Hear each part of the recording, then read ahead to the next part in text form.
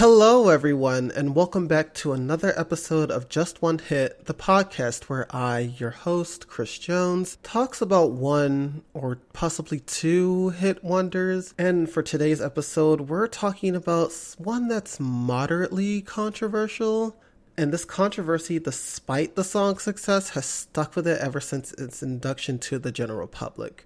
It also has the distinction of not becoming a hit once, but twice in the decade, the 80s. And I am, of course, talking about Benny Mardones' adult contemporary hit, Into the Night.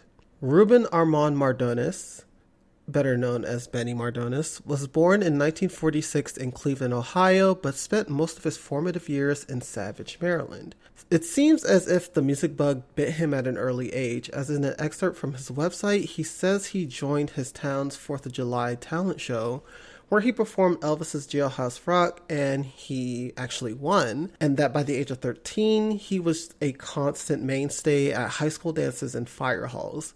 Side note, I had no idea what a fire hall was before this, so I just imagined a 13-year-old singing the side of like a burning building in huge flames, just singing his heart out. But actually, no, according to my research, a fire hall is just a firehouse. That's what they were called back in the day.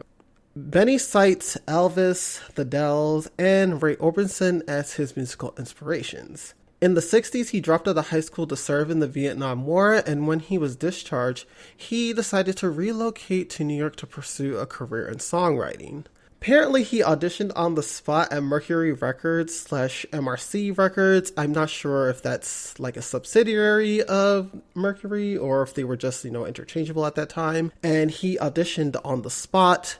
And they were so impressed with him that they offered him a staff writing position right on the spot. Now, I'm not too familiar with how one becomes a songwriter, but stepping into someone's office and just going all out for it seems real wild to me. But then again, this was, the 60s. It was a different time, different ways of getting jobs and all of that. So I can imagine you just come in there with your a dream and you're like, okay, well, I guess you're hired, right? But I feel like nowadays you wouldn't be able to do that.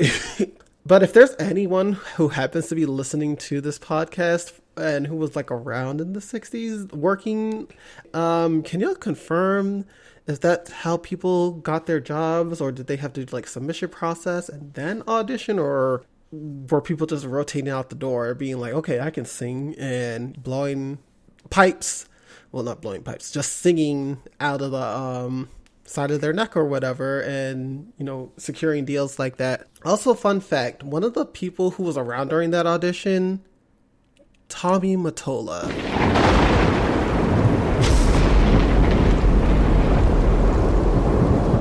Mariah Carey, J-Lo, Celine Dion, Tommy Mottola. Very interesting indeed. But I'm getting sidetracked. Let's get back to Mr. Mardones. So after Benny secured his songwriting job, he began writing songs for acts like Chubby Checker, Main Ingredient, and Brenda Lee. His website also says that he penned a #1 R&B hit for singer Barbara Jean English, but after an extensive search on my end, I couldn't find out what that song was, and it wasn't listed anywhere on his website. And when I did look for like his writing credits, I could not find any #1 R&B hits. However, when I did look under Barbara Jean English's songs, who I believe she has 2 or so albums, I found a writing credit under Alan Miles Troy, who is mentioned on Mardones' website as one of his early songwriting collaborators. So I'm going to make the assumption that Mardones worked on a song called Living a Lie. But it wasn't until the late 70s that Mardones began his own solo career. At the insistence of Tommy Mottola, because of course it was Tommy Mottola, he began recording his own songs, and he released his debut album, Thank God for the Girls, on the now defunct Private Stock Records. Also, what is up with all these one-hit wonders being under these now defunct record labels? There seems to be, some sort of correlation here. And despite decent reviews on that debut album, it failed to do much for Mardones, and it only produced one single called Susquehanna Lady. And listening to Susquehanna Lady, I can kind of see why this was not his major push into the mainstream. The song is very much of its time, heavy guitars, slow almost to a fault, harmonized or layered vocals, I'm not really sure. And while it's competently performed, I feel like I've already heard the song before so many times. I can point to like a couple of acts who had songs like this, like CCR, Peter Frampton, David Bowie had done this by the time Mardones dropped this. And while Mardones' voice is pretty good, it doesn't really stand out amongst what his peers were doing at the time. And this is not to discredit Mardones' voice, because as we're going to learn later on when we go into Night, he has a phenomenal voice, but this particular song just did not highlight that great voice that he has. He really needed something to like capture the public's attention and show that he didn't only have just the pen or the pipes, but he had both. Luckily for him, after that first album didn't do so well, he was able to get signed to Polydor Records, and he began work on his sophomore album with another one-hit wonder, Robert Tepper. And now we can get on to the actual hit. As I had mentioned before, the song has always been surrounded by controversy due to its opening lyrics. And with Mardones being 33 at the time, radio stations were initially reluctant to play it. However, if Mardones were to tell it, the origins of the song were a bit less nefarious than we're led to believe. In an interview with YouTuber Professor of Rock, he says this about the song. Resident in the building, from Thank God for Girls. The album, yep. One day, my doorbell rings and I open it up and the three of them are standing there and they're in tears. And it turns out the father just up and left. And apparently his ship had come in, and instead of coming home and saying, we're moving out of the ghetto, instead he took off with somebody from the chorus line and left his family destitute. Gosh. And I brought the kids in my apartment and I hugged them all. I said, it's all going to work out. It's going to work out. And I had no idea how it was going to work out, but I wanted to bring them comfort at the moment. And so I said, Heidi, I'm going to give you $50 a week to walk my basset hound, Zanky, every morning before school. And Sean, you come to my apartment after school every day. And I would give him like $20 to go get me a pack of cigarettes or a gallon of milk. And I'd let him keep the change. One morning, Robert and I were up all night being bad, trying to write a song. And all night we're struggling with dun, dun, dun, dun, dun, dun, dun, dun, dun, dun. And we worked on it for 5 hours and couldn't come up with an opening line that would really grab people. And all of a sudden I hear the door turning and I go, oh my God, it's daylight. Cause I used to black out my windows. And in walks Heidi, dressed for school, mini skirt, stacked heels, 16 going on 21, She said, have you been up all night? We were like, yes, we have been. Trying to write a song. She said, come on, Zanky. And she takes it and she said, I'll see you in about 20 minutes. And she left and Bobby went, oh, Lord. I said, pal, she's just 16 years old. Leave her alone. And I said, play that lick again. Dun, dun, dun, dun, dun, dun. I went, she's just 16 years old. Leave her alone, they say. Bobby, just keep doing that. Separated by fools who don't know what love is yet. Despite Mardones' insistence that the song came from a chaste place on his part, it doesn't change the fact that his co-writer Robert Tepper expressed some sort of attraction to the girl in the first place. And despite the duo's intention with it, Tepper could have let those less than desirable feelings slip into the song, again because he was the co-writer. So I'm not too sure. The song could have easily been about the girl being abandoned by her father and navigating their struggle without any type of romantic element involved, and it still probably would have been a really good song. But again, this is just my opinion. I don't know either Robert Tepper or Benny Mardones personally. It just makes me feel just weird. Like, they could have rewrote it and they could have had a woman who was Mardones' age.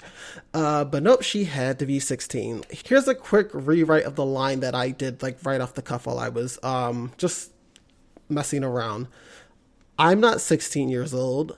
Leave me alone," she said. Maybe Benny is trying to holler at this grown woman with a juvenile pickup line, or they're having issues with him professing his love, and it reminds her of like how teenage romance is. The song could have virtually stayed the same, but if radio stations didn't want to play your song because you're inferring a very illegal relationship with a minor, lips are going to be moving. That's all I am going to say about that. And it also doesn't help that Mardones is in the music video acting out the song in its entirety. He, this 33-year-old man, layered 80s mane in a like tank top, knocking on the door of this fictional 16-year-old's house, rolling his eyes at the father, calling her from a local payphone, sneaking into her window, and then riding off into the night on a magic carpet together. And I believe they kissed as well. So, yeah, very 80s and also very creepy as well. Stations very rightfully so wary of playing the song due to that opening line. Mardones' label Polydor sent out a letter explaining the song's origins based on what Mardones told them. Mardones even had to drag the girl, whose name is Heidi, by the way, to some radio stations to explain that her and Mardones were in fact not intimate and that this was a strictly platonic relationship. He also cites that this radio tour that he did with Heidi was a factor in her getting married to the son of some real estate mogul. I mean, I don't know how old the son of this Puerto Rican real estate mogul was, but better off than the 33-year-old, I guess. However, the controversy didn't really seem to stifle the song's first wave of success, as it climbed all the way to the number 11 spot of the Billboard Hot 100 in mid-1980 and spent a nice 20 weeks on the chart. What happened to be the number 10 song during its peak week? "Driving My Life Away" by Eddie Rabbitt. It also peaked at number 12 in Canada, number 29 in New Zealand, and number 19 in Australia in the year 1991. But again, that was just the first time it charted.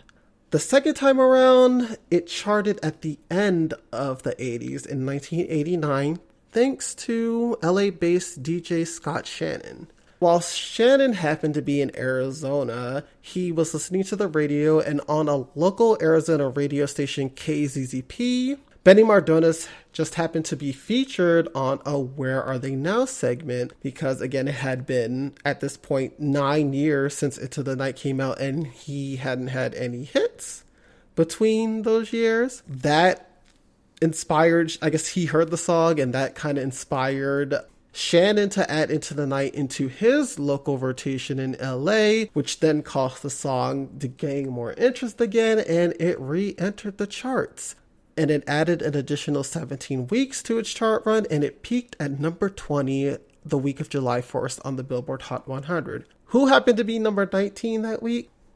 Another one-hit wonder, actually, Love and Rocket's So Alive, which went on to peak at number 3.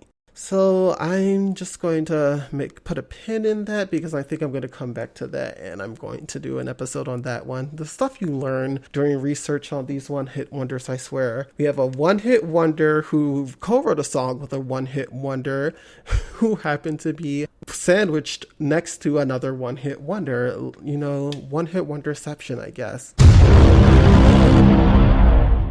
So what had happened after the first initial wave of Into the Night success? So during that time, Benny happened to be dealing with substance abuse issues, and the album's follow-up single, Hometown Girls, didn't fare as well as Into the Night, which, side note, I'm actually not sure why. I listened to Hometown Girls for this episode, and that thing has top 20 hit written all over it. It's very upbeat, very 80s pop rock, very solid vocal performance by Benny. I feel like maybe if he happened to, get a movie tie-in, which was like all the rage back in the 80s, he could have hit up Robert Tepper because his one hit happened to be, I think, attached to a Rocky soundtrack. He could have hit him up, be like, hey, can you connect me with your connects? Maybe I could get my song into the next Rocky film or whatever. And I feel like it would have done a lot better than it did, but it peaked in like the bubbling under charts. And I'm not sure if his record label was not pushing the single or whatever, but there's no reason why Hometown Girls shouldn't have been a hit too. All of this was compounded with the fact that Polydor and Mardones were having disagreements while recording and promoting his follow-up album, and that just kind of made him give up his solo career altogether. That second win that Into the Night got in 1989, along with the birth of his son, caused Mardones to turn his life around to record his self-titled album that year under Curb Records, which included a re-recorded version of Into the Night. Now, if I were to divorce my feelings about the song being centered around a 16-year-old by way of a 33-year-old, I can honestly say that Into the Night is 80s power balladry at its best. The song, when it opens, it sets this real kind of uneasy tone with the guitar, piano, drum intro, like we're about to hear someone's most intimate thoughts and we're not supposed to be there. And it hits this romantic apex, especially during the bridge. That bridge of Into the Night is the meat of the song for me, and it allows the piano in the song to really shine. Usually it gets its shine in the beginning too, but I feel like it really shines here. But the star of the show is Benny Mardones' vocals. Them vocals were vocaling, okay? Like, he was singing down on that song, especially on the chorus. The chorus is like crisp. That is a perfectly recorded chorus. He sounds like he has lived this reality before, and he is channeling that lived experience into his vocal performance. It's very powerful, and that rasp that he has to his voice, it adds like that rough edge to an otherwise really sappy song, because if we're being for real, Into the Night is very sappy, but Mardones really sells the sappiness. I feel like if that rasp was there, Michael McDonald would be perfect on Into the Night, and I probably would like it a lot less than I do. But I do have a couple of things. One, he could have reined it in a bit towards the end, because that rasp, it gets a little bit grating at the end. He's really like hamming it up on that performance, and he just lets it all hang out, and he is like singing down. It's just like, ooh, okay, back it up a little bit. Okay, it's just a bit too much for me, just a bit. There's a live clip of him performing it back in 1980, and it looks like he is trying to eat the mic while cussing at the mic, while trying to hold in the meanest bowel movement known to man while he is singing that last few parts of the song. But at least he puts his all into the performance, which is all I ask from some people. Now, the 1989 version, it sounds very much of its time. And when I say that, it sounds like it was recorded in 1989. It has a more open sounding atmosphere, and I think that's probably because of how the drums were implemented in the song and the effect of Mardones' voice being more echoey in this particular version of the song. And there's also a lot more whining and a lot more rasp in Mardones' vocal performance. And while the vocal performance is pretty solid, I do prefer the OG 1980 recording. I don't think I've ever heard the 1989 version before I actually did this episode, because every time I would hear Into the Night on the radio, it was always that first version, and I can definitely tell the difference between those two based on the production and the vocal performance on Mardones' part. Despite its one-hit wonder status, Into the Night has remained a mainstay on adult contemporary radio and oldie stations since its heyday. I mean, that's how I came across the song. Whoever does the programming for Jack FM really knows their stuff. There's so many great songs that I found through Jack FM. Benny Mardones recorded original material until 2006, and continued performing into the 2010s despite being diagnosed with Parkinson's disease back in 2000. He passed away in 2020 at the age of 73 from Parkinson's-related complications. Now, there's something in my soul that is telling me that this song is going to become popular once again. I don't know when, I don't know where, but I just have a feeling that this song is somehow going to have some sort of resurgence. I don't know if Netflix is going to get their hands on another 80s centric project, and Into the Night is going to be implemented in there somewhere. I don't know if someone on TikTok is going to find the song and they're going to speed it up, or they're going to dissect the lyrics of and it's going to go viral because of that. I can see it now. I can see people on TikTok just taking the whole 16 years old line and being like, oh my gosh, do you hear this song from the 80s talking about 16-year-olds while this man is like 33 and yada yada yada, and people just run with it. And people rarely do follow up research on things they hear on short form platforms like TikTok. That's how we got someone getting away saying that Hey Ya by Outkast was a one-hit wonder. You know, we might get Benny Mardones' canceled trending on Twitter within the next few years if Twitter hasn't been ran to the ground, but I do not do social media commentary on that, so, you know, we're going to leave that one alone. And I think that is where we are going to end today's episode. Thank you guys for tuning into another episode of Just One Hit with me, your host, Chris Jones. If you happen to have any one-hit wonders that you would like to hear me cover, I think I'm going to start a form for that, maybe like do polls on these episodes so we can get the ideas rolling. I think for when we start season 2, I will be covering some suggestions from the audience if I have an audience, and I would love to hear, you know, one-hit wonders from when you happen to be growing up. All right, until the next time, I will catch you guys on the flip side. Bye.